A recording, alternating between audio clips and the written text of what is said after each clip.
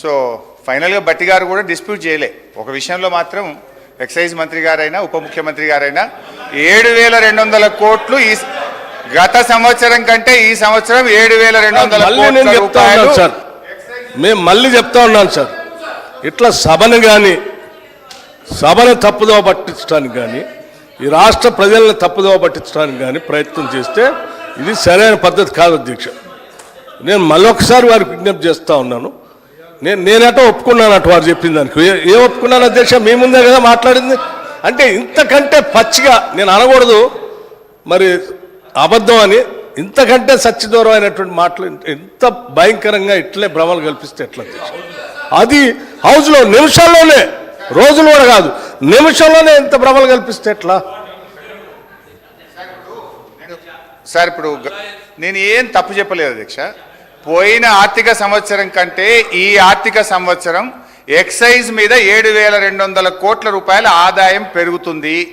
ఈ సంవత్సరం 42,000 కోట్ల రూపాయలు ఎక్సైజ్ మీద మేము ఆదాయం తెచ్చుకుంటామని బడ్జెట్లో పెట్టారా లేదా బట్టి గారిని చెప్పమనండి. మళ్ళీ ఒకసారి చెప్తా మీకు లెక్కలన్నీ మీరు మాట్లాడేటప్పుడు. అయినా మీరు తొందరపడుతున్నారు కాబట్టి చెప్తున్నాను. ఇప్పుడే చెప్పండి, అప్పటిదాకా ఎందుకు? ఎక్సైజ్లో మేము ఆక్షన్ పెట్టాము గత సంవత్సరం, అందుకే మాకు ఆదాయం పెరిగింది. ఈ సంవత్సరం కదా పెట్టాల్సింది, నిజమే. మేము కూడా అనుకున్నాం ఈ సంవత్సరం కదా ఆక్షన్ పెట్టాల్సింది. మీరు ముందే ఎందుకు కూర్చారు అధ్యక్ష? ముందే ఎందుకు కూర్చాను? ఎందుకు కూర్చారు? మీరు ఈ సంవత్సరం పెట్టాల్సిన ఆక్షన్ మేము ముందే ఎలక్ట్రిక్ కంటే ముందు ఎందుకు పెట్టుకున్నారు? అంటే ఏదో దాంట్లో ఎంత దొరికితే అంత దోసుకుందామని ఆలోచన మీది, అది తప్ప ఇంకోట. రెండోది నేను ఇంకోటి చెప్తున్నా. ఏంటి అధ్యక్ష?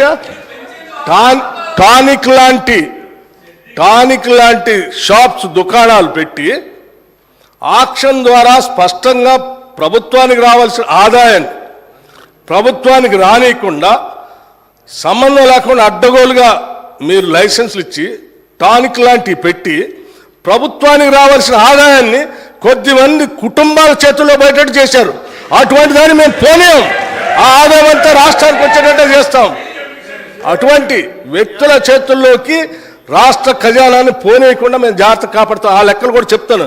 మీరు తొందరపడుతున్నారు కాబట్టి ముందే చెప్పాను, ఇంకా ఉంది దాని గురించి అన్నీ చెప్తాను. మీరు విన్నారు, ఈ సభను వింటున్న ప్రజలు, చూస్తున్న ప్రజలు కూడా విన్నారు. నేను చెప్పిన 42,000